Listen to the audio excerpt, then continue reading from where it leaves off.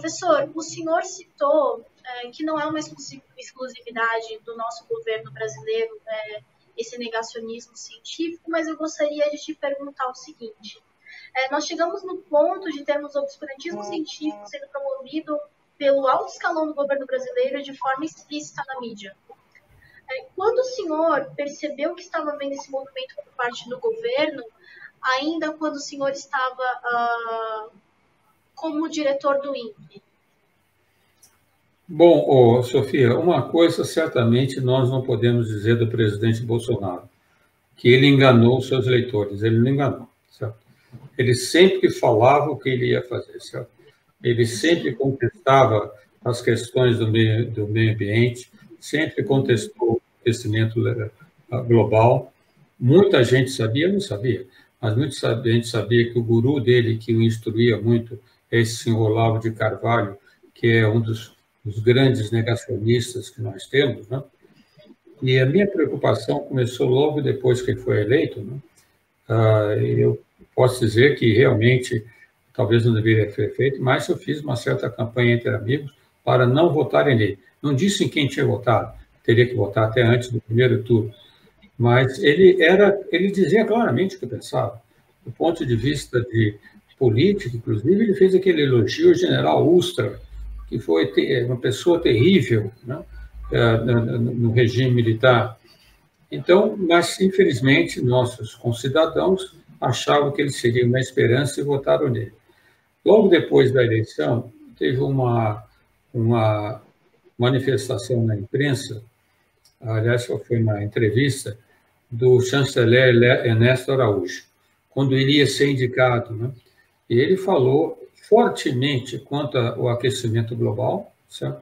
Que o aquecimento global não existia, que aquilo nada mais passava de um complô marxista, né? Já confundindo ideologias com ciência, um complô marxista. E aquilo já teve uma repercussão mundial muito forte. Teve um artigo no jornal The Guardian do Reino Unido, né? E já falando que aquilo era preocupante, porque até então o protagonismo do Brasil em questões ambientais era respeitadíssimo no mundo todo. O que nós fizemos para controlar o desmatamento na Amazônia, fazendo decrescer de mais de 80% de 2004 a 2012, foi considerado, inclusive, pela famosa revista Nature como um exemplo paradigmático de controle ambiental no mundo, né? A revista Science dizia que o sistema de monitoramento do Brasil, desmatamento da Amazônia, era invejável para todos os outros países. Então, o governo Bolsonaro, quando entrou, o chanceler Araújo falando isso, a revista The Guardian falou isso e já começava a ameaçar o protagonismo do Brasil. E aí, nessa época, eu já comecei a me preocupar, porque nós tínhamos um acordo assinado com o IBAMA há muitos anos. A última versão fui eu até que assinei com a diretora do IBAMA, a doutora Sueli de Araújo, para como seria a transferência de dados do INPE para o IBAMA, acesso dos dados. Nós vimos trabalhando muito bem, mas esse convênio nós assinamos, ele venceu em novembro de 2018. E eu esperava uma renovação quando o novo governo entrasse. Ele entrou e não renovou, né? E já no comecinho de 2000 eu acho que foi, eu tenho até marcado aqui, mas eu acho que foi em janeiro, sim, no comecinho do governo, acho que quinto ou sexto dia de janeiro, o professor Luiz Marques, não sei se vocês conhecem, é um professor de história da Unicamp, mas trabalha muito em questão do meio ambiente. Ele tem um livro muito bom que eu recomendo àqueles que trabalham em questões do meio ambiente, chamado Capitalismo e Colapso Ambiental. Então, ele já deu uma entrevista muito contundente para a Folha de São Paulo, dizendo que, infelizmente, o obscurantismo com relação a mudanças climáticas estava permeando a direita e a esquerda brasileira. Não era uma questão de política, estava permeando a direita e a esquerda brasileira. E ia ser muito forte no governo Bolsonaro. Ele já chamou a atenção e eu já comecei a me preocupar porque eu vi que aquele acordo com o IBAMA não estava sendo renovado. E já em janeiro de 2019, o ministro Ricardo Salles fez o primeiro ataque fortíssimo ao INPE, dizendo que o sistema do INPE de monitoramento da Amazônia, de medida do desmatamento, não era suficientemente preciso para tomar as ações necessárias para prevenir o desmatamento, e já começando a falar que tinha ideia de substituí-lo com um sistema comprado de uma empresa americana, Planet. Então, começaram a vir os ataques, então já comecei. É claro que a sociedade não se inteirou disso tudo, mas dentro do governo, o meu relacionamento, não com o ministro do Meio Ambiente direto, que não tinha acesso a ele, mas através do ministro de Ciência e Tecnologia, Marcos Pontes, já comecei a reclamar, a contra-argumentar esses ataques que o INPE sofria. Então, já esperava que isso ia acontecer, né? Porque incomodava muito o governo essa questão do INPE estar declarando que o desmatamento estava aumentando, sabendo que eles não tomavam medida nenhuma, né? E esses dados, aquilo que o presidente Bolsonaro até me chamou de um mal brasileiro por divulgar os dados, né? Nós sabemos de ciência, como eu disse, não tem dados, existem dados. Em ciência, nós produzimos dados, né? O bom ou mau dado é o uso que se faz dele, né? Infelizmente, o governo fez um mau uso dos dados, não tomando nenhuma ação devida.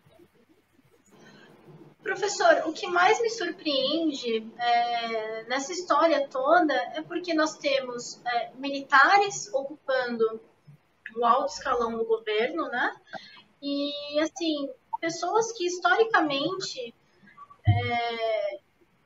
são nacionalistas, né? No nosso passado recente, nós, quando comandados por militares, por mais atrocidades que tenham feito, nós vimos que tinha um viés nacionalista resguardado por eles, né? Então, pessoas que a gente esperava que, pelo menos, resguardasse ainda hoje esse sentimento, não tem, né? Historicamente, nós temos uma ala muito preparada intelectualmente nas nossas armas também, e que parece que não tem esse compromisso com a defesa da ciência, né? E isso me surpreendeu muito, me dá um pouco de medo também, eu fico um pouco assustada, porque são militares hoje entreguistas, não nacionalistas, muito menos patriota, como eles se chamam, né? Pelo menos os que têm aparecido ao lado do presidente. E também outras pessoas que a gente esperava um outro tipo de postura, que pelo menos, entre aspas, segurasse as pontas do discurso do presidente, como o nosso astronauta Marcos Pontes, e que, na verdade, fez um ataque explícito a toda a ciência, na verdade. O ataque não foi ao senhor especificamente, né? O ataque foi à ciência brasileira. Quando você desacredita em dados de uma instituição respeitadíssima como o INPE, você está desacreditando toda a ciência que é feita dentro do território nacional, né? Então, isso me causa muita estranheza, né? Muita estranheza e um certo receio do que pode vir ainda a acontecer. Tem toda a razão, Sofia. Pode continuar. Não, era essa ponderação que eu queria fazer. Pode o senhor complementar? Porque isso, de fato, é algo que me incomoda demais. Claro, eu vivi o governo militar, né? Fiz a universidade quando estava o governo militar. Existia o governo militar, não vamos colocar numa forma uniforme tudo o que aconteceu, né? Existia um grupo nacionalista muito forte no governo militar, sem dúvida, né? Promovia a ciência, criaram a Telebrás, criaram a Embratel, criaram, como eu disse, o Sistema Nacional, regulamentaram o Sistema Nacional de Pós-Graduação, né? Esse grupo atuava junto, mas também existiu o grupo daqueles que não tinham a mesma posição nacionalista, né? E pior, eles tinham uma visão muito errada de como desenvolver a Amazônia. E parte do que nós sofremos hoje vem desse grupo, que infelizmente parece ser o grupo que os militares que atualmente atuam junto ao governo, não todos, mas um certo grupo, parece ser heranças desse segundo grupo. Que eles diziam, quando começaram, eles tinham uma preocupação muito grande com a Amazônia do ponto de vista de soberania nacional. Eles achavam que os americanos tinham interesse de invadir a Amazônia, tomar a Amazônia do Brasil, então eles achavam que era importante ocupar a Amazônia, né? E aí fizeram vários projetos muito errados, né? Maneira, por exemplo, como foi feita a Transamazônica. Eu era jovem naquela época, quando eu li naquela época, achei que estavam fazendo a coisa certa até, fazendo a Transamazônica. Só depois de alguns anos, quando eu já estava fazendo doutorado, eu percebi o erro. Mas eles já falavam na época que a maneira de ocupar a Amazônia é seguir os passos do gado, ou seja, deflorestar, né, e botar gado, seguir a pata do gado. E o gado ia avançando e ia ocupando terra, né? E isso continua até hoje, né? Muita gente na Amazônia tem uma herança, uma lembrança de como isso foi implementado. Uma pessoa que muita gente até cultua como pessoa inteligente, mas que fez besteira, é o Delfim Neto. O Delfim Neto, ele, quando era ministro, ele falou que a maneira de ocupar a Amazônia é fazer da Amazônia um faroeste. E mais tarde nós mandaríamos o xerife. Uma frase dele, né? Quer dizer, esse xerife nunca foi enviado, né? Então, um dos problemas seríssimos que nós temos na Amazônia é o problema legal. A posse de terra, tudo que foi feito, a própria maneira que Serra Pelada foi explorada, aquilo foi um faroeste incrível, né? Uma afronta à dignidade humana, como aquilo foi feito, né? E uma afronta ao país, que nada ficou de recursos efetivos para o país, sabe? Tudo quase foi contrabandeado, foi desenvolvido, foi feito de uma forma de faroeste. E essa mentalidade continua, e infelizmente, hoje em dia, quando eu vi alguns militares, cada vez mais militares entrando no governo, alguns eu conheço pessoalmente, eu fiquei esperançoso. Eu falei, como tu bem disseste, muitos deles são bem formados, muitos deles conhecem ciência, muitos deles têm até um relacionamento bom com a comunidade científica, né? Temos trabalhado juntos. Eu conheço, no caso, diretor do INPE, eu conheci vários, eu admiro muito. São pessoas bem formadas que se interessam a desenvolver até o Programa Espacial Brasileiro da forma correta. No entanto, eles, na minha opinião, eles foram subjugados por esse grupo, né, mal formado, obscurantista e que, não vou colocar negacionista, que segue o governo Bolsonaro. Sabe? E, de uma certa forma, o presidente Bolsonaro ele conseguiu impor uma certa autoridade, a hierarquia militar sobre ele. Né? E aí é um problema muito sério. Como trabalhas em ciência, tu sabes bem. No meio científico, no meio acadêmico, no que nós fazemos em ciência, né, o contraditório é absolutamente essencial. Né? Nenhum cientista pode dizer que eu fiz um modelo, fiz isso, fiz aquilo, teve resultado, e não aceitar que os seus dados sejam contestados, seu modelo seja contestado. A ciência só cresceu porque tem a discussão do contraditório. Só que uma discussão baseada no método científico. Né? Quer dizer, se eu digo que um trabalho que tu fizesse não está correto, eu tenho que comprovar por quê e apresentar dados que comprovem que o teu modelo está errado. Né? Não é o contraditório que faz o governo Bolsonaro, né? Usar a ignorância dele, a soberba da ignorância que ele tem muito, né, para atacar resultados científicos. E eu devo dizer que eu, de uma certa forma, comungo da sua decepção. Eu esperava que aqueles militares mais esclarecidos, né, e que sabem da importância da ciência para o desenvolvimento do Brasil, tivessem uma atuação mais forte.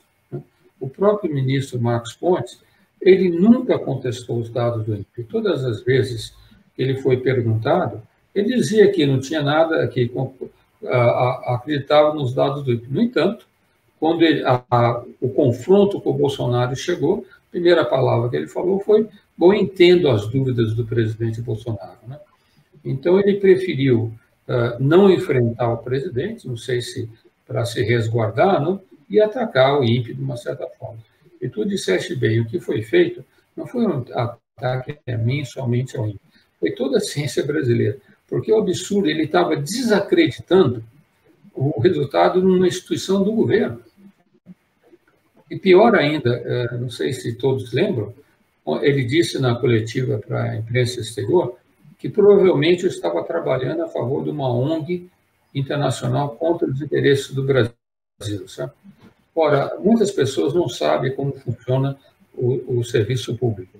Se um gestor público, eu, por exemplo, como era diretor do INPE, do CBPE, ou presidente da República, se ele tem alguma dúvida que algum subalterno está fazendo uma coisa errada ou prejudicando, ele não pode falar publicamente, ele tem que absolutamente abrir uma sindicância investigativa.